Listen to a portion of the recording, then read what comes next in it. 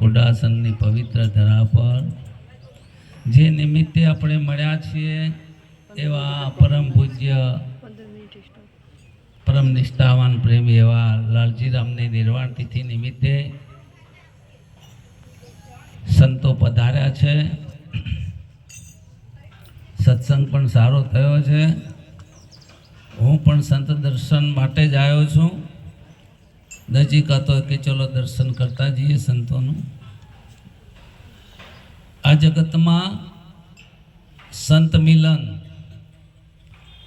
સંત દર્શન તો બહુ ગજબની વાત છે. સંતના દર્શન કરવા દુર્લભ છે અને મળવા પણ દુર્લભ છે.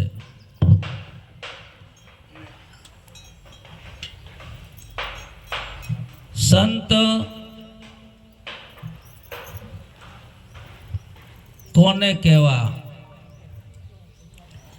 ઘણી વખતે આપણે શાસ્ત્રોક્ત ભાષામાં કહીએ છીએ, સંતો પણ કહે છે શાંતિ પમાડે અને સંત કહીએ.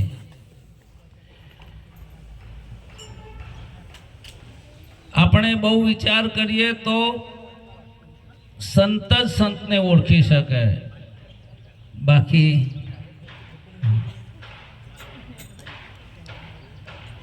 સંત જ સંતને ઓળખે. ભીખારામ મહારાજ આપણે જે જોઈએ છે ભાવે કરીને બરોબર છે, પણ સદગુરુની દ્રષ્ટિથી જે દર્શન થાય છે દુર્લભ છે. જોઈએ છે આપણે ભાવે કરીને. જે સત્યના રહસ્યને જાણે છે એને સંત કહેવાય. સત્ય શું છે? શાસ્ત્રોમાં કહે છે કે કેદી જેનો નાશ નથી અને જેમાં કાળ પણ નથી, જેમાં કારે નથી ને ક્યારે નાશ નથી, એને સત કહે છે. અને સંતો પણ કહે છે કે જે સત છે, ઈશ્વર સત્ય છે એમ નહીં, સત એ જ ઈશ્વર છે. હા, સત એ જ ઈશ્વર છે. બહુ લોબી વાત નહીં કરું, થોડી મારા જે કંઈ અનુભવ છે એની વાત કરું. જીવનમાં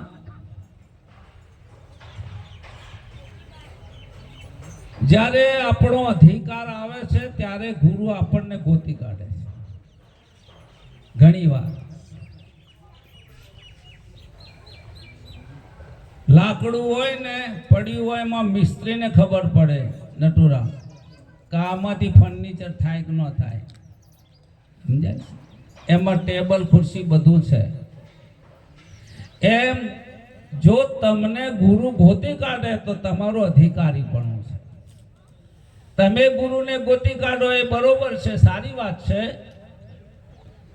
પણ તમને ગુરુ ગોતી કાઢે તો તમે અધિકારી છે.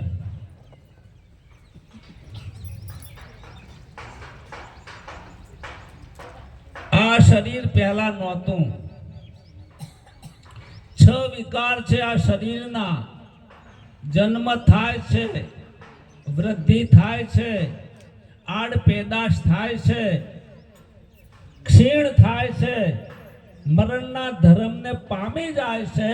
આ 6 વિકાર વાળું આ શરીર કહેતા ક્ષેત્ર એ નાશી છે એમ સંતો કહે છે. અને અનિત્ય છે ને મિથ્યા પણ કહે છે એને. પહેલા નતું, અત્યારે છે, અત્યારે નથી.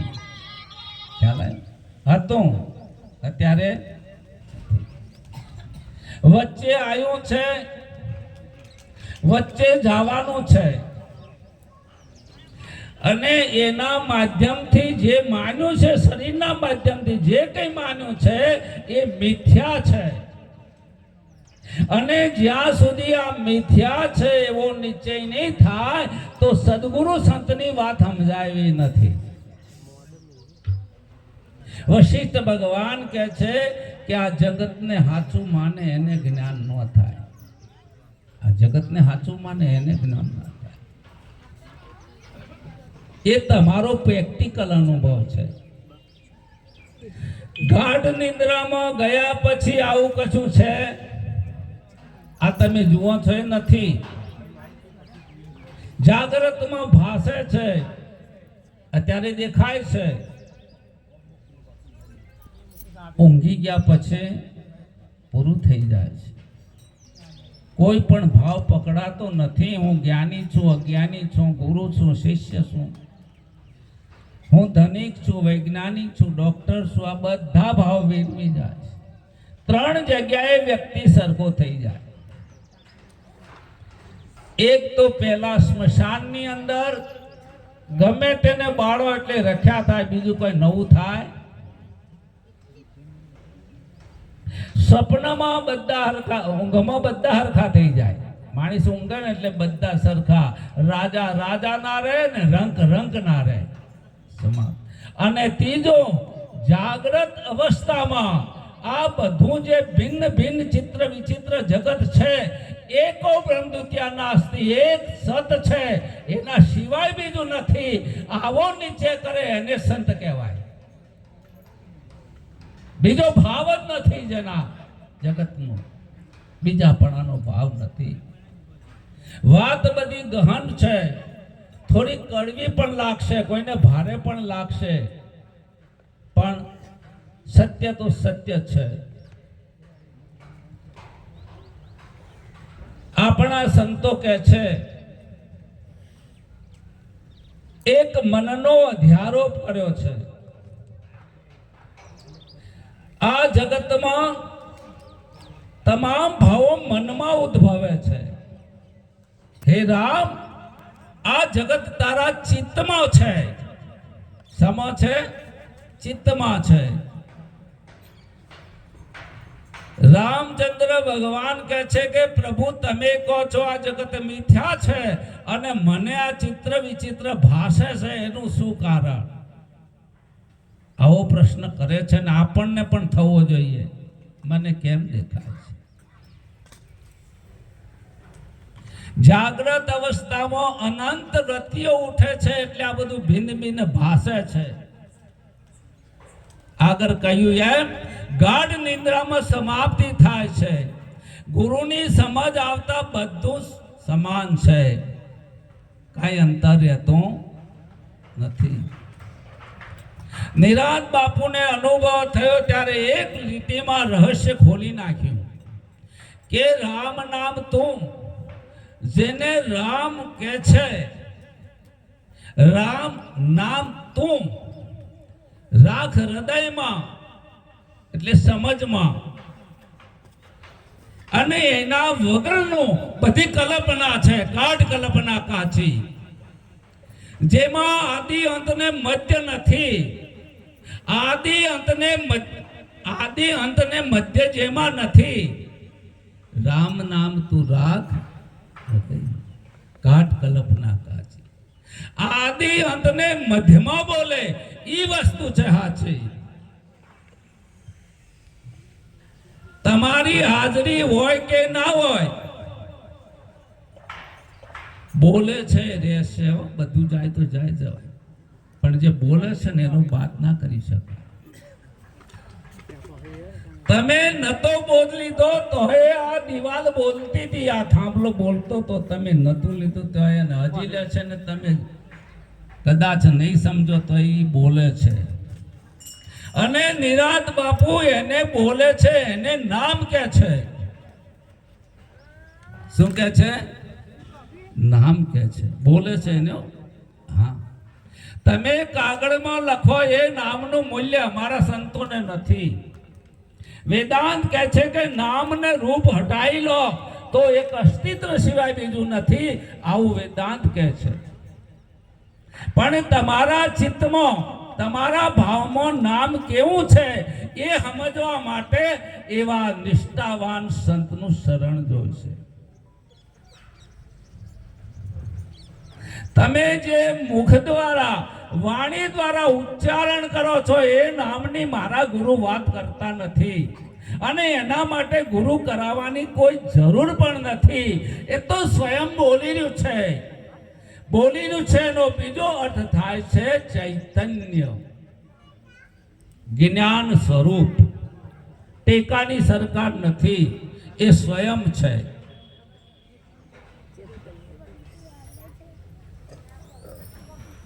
અને કોમન સેન્સ છે સાહેબ. હું ભિખારામ કહું છું તો ભિખારામ બોલ્યા કે હું બોલ્યો, બસ આટલું કોમન જ્ઞાન. લોબુ નથી, આટલું જ જ્ઞાન નિરાત બાપુનું છે, લોબુ છે. તું રાખ હૃદયમાં કાઢ કલ્પના કાચી, આદિ અંતને મધ્ય બોલે. જે બોલે છે એમાં આદિ નથી, અંતે નથી ને મધ્યએ નથી. એ નામનો મહિમા ચાલે છે. નામ રૂપ ગતિ અકત કહાની સમુજત સુરક સમુજત સુખદ ન બરતી બખાની. કે નામ રૂપ ગતિ અકત છે, અગાધ છે, અકાદ્ય છે, અનુપમ છે. અકત, અગાધ, અનાદિ, અનુપમ. નામ રૂપ ગતિ અકથ, કથની નથી, વિષય નથી. હજી સુધી સાત સમંદર સાઈ કરું કલમ કરું બંદરાઈ, પૃથ્વી કેરો કાગજ કરું હરિગુણ લીખો ના જાય. હજી સુધી એ જે અસ્તિત્વ છે, નામ છે, જેને આપણે જે કહેતા હોય બ્રહ્મ કહેતા હોય, એના વિશે હજી કોઈ વિચાર કે વાણીનો શબ્દનો ત્યાં પગ નથી. પ્રભુ સંતો વાત કરે છે નજીકની, કહે પ્રીતમ ઓળખો અણસારે હરિના જન હરિ જેવા. એક ઈશારો કરે છે ગુરુ કે મહાપ્રલય થયા પછી જે છે તે એમને તમારે તખુરમ કહેવાય તો અમને વધુ નથી પડતો. બલુરમ કહો તો વાંધો, જે વધ્યું છે એને, જે વધ્યું છે એને કે છે નામ રૂપ ગતિ અકત કહાની. સમુજત સમજી શકાય છે, સુખરૂપ છે. સમુજત સુખદ ન બરતી બખાની, વાણીથી વર્ણન નથી થતું. અહીંયા શું કહે છે કે અગુણ સગુણ બીચ નામ શું સાખી, નિર્ગુણ અને સગુણના વચ્ચે. અરે નિર્ગુણ એવું એ નામ તખુરામ બાપુ ને સગુણ એવું એ શું છે? ઉભય છે, દુભાષી છે, બે ભાષાને જાણે છે, એને દુભાષી કહેવાય. ઉભય પ્રબોધક ચતુર દુભાષી.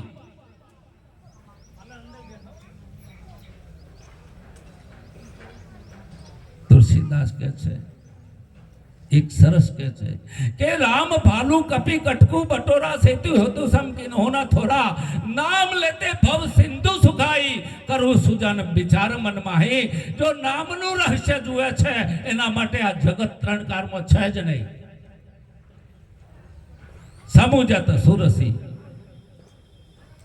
સમુજત સુરસી નામ और નામી.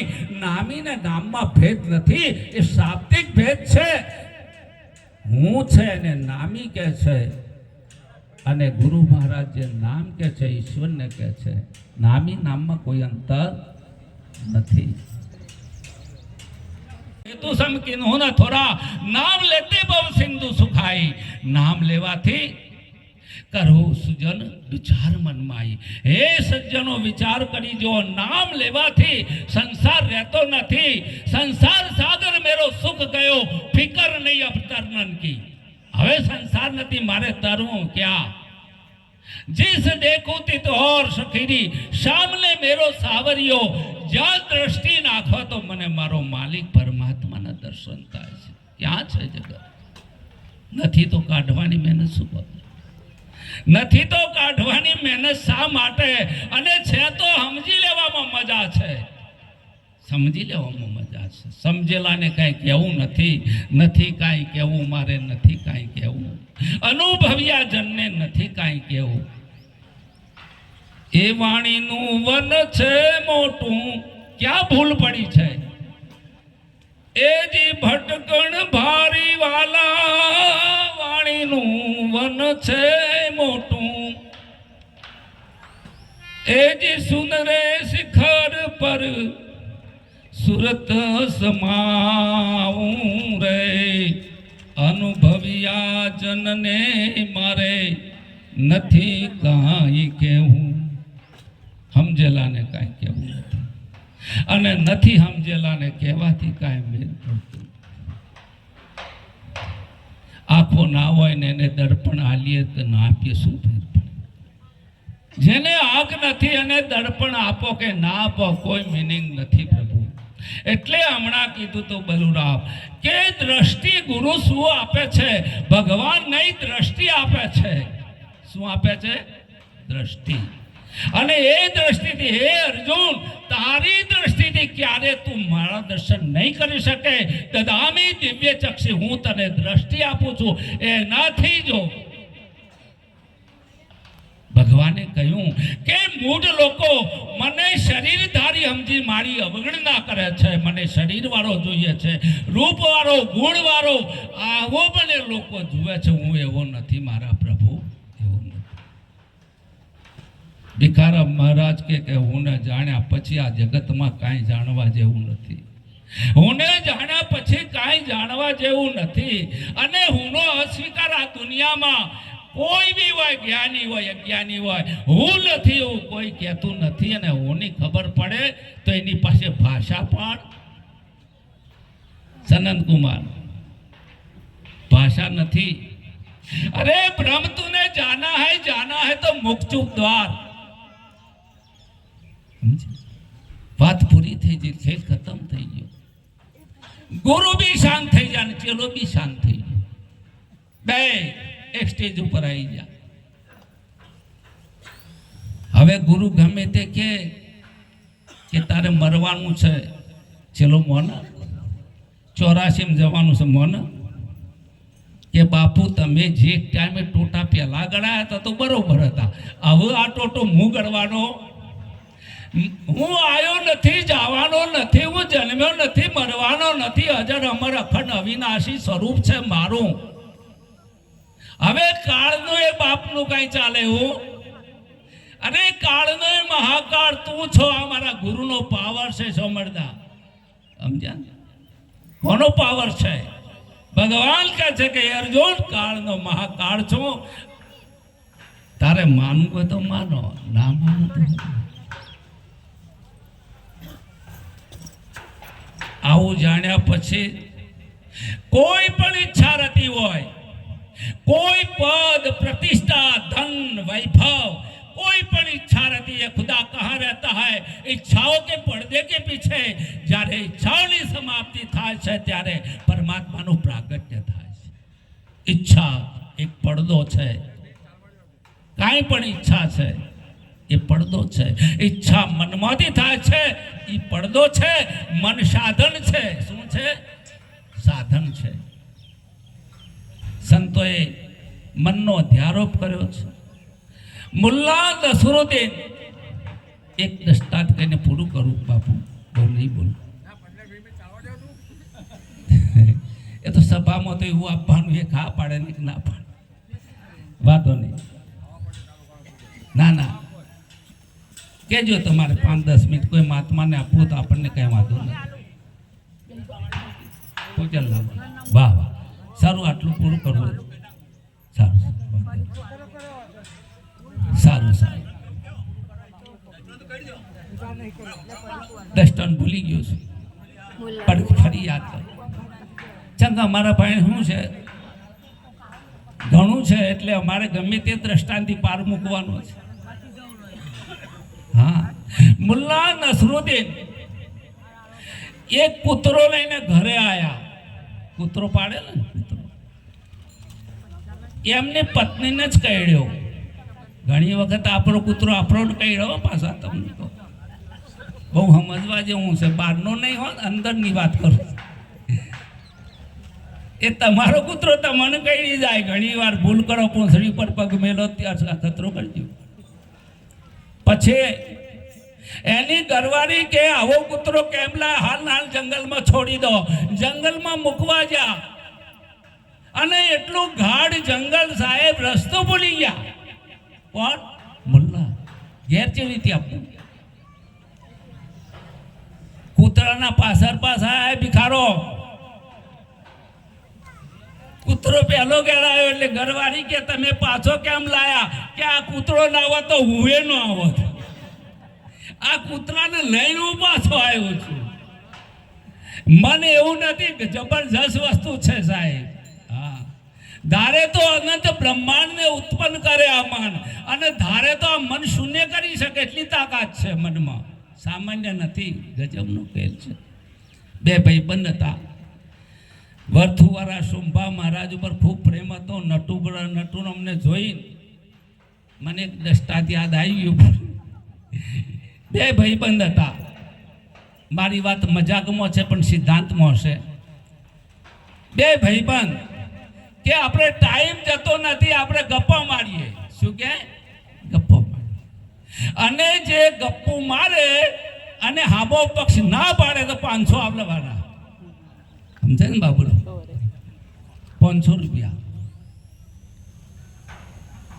એટલે કે શરૂઆત કર. એક ભાઈબંધને કર્યું કે મારા બાપાએ મારા ઘર વચ્ચે વડવાઈ લીધો, એ પાછા ઉમરટ ઉપર.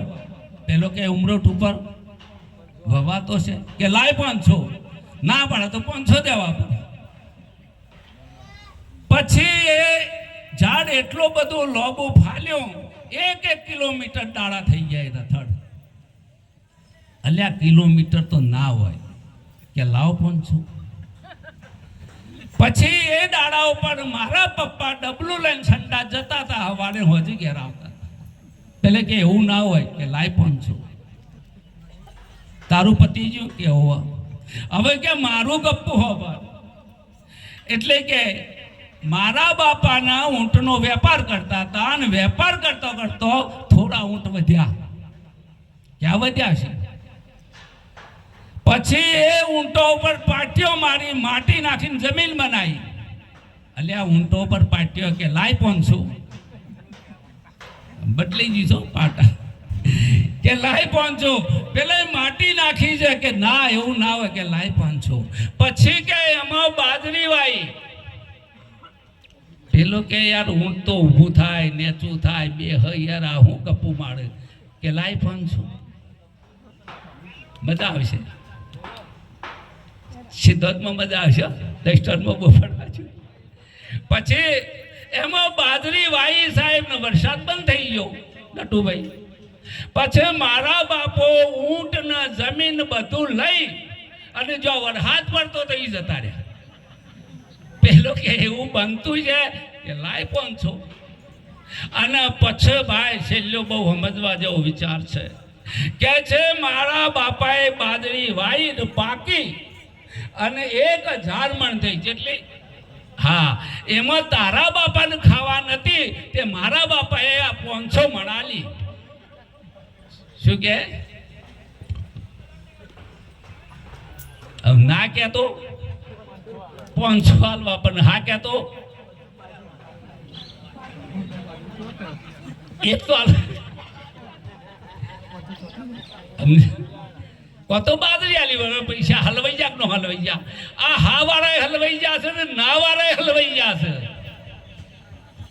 હું ઘણી વાર કહું છું કે मैं जानता हूं ये हलवाई जाશે, मैं नहीं जानता ये हलवाई जाશે. પણ આ બેના વચ્ચે જે મેં કહેતા હું છે એ જે સ્થાયી થઈ ગયા છે, એવા સંતોનો આજે ઇતિહાસ લખાય છે, એમના ગુણ ગવાય છે, એનો મહિમા ચાલે છે, એના મેળાવડા થાય છે. આ રહસ્યને જાણ્યું છે.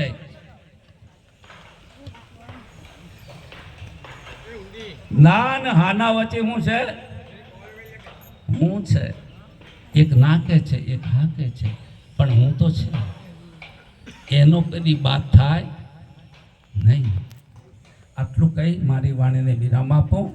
જેમ કે આરતી અર્ચન પૂજા પાઠ આપણે કરવાનું છે, સંતોનું જે હોય તે બધાને હું પ્રણામ કરી અને વિરમું છું. બોલો સદગુરુ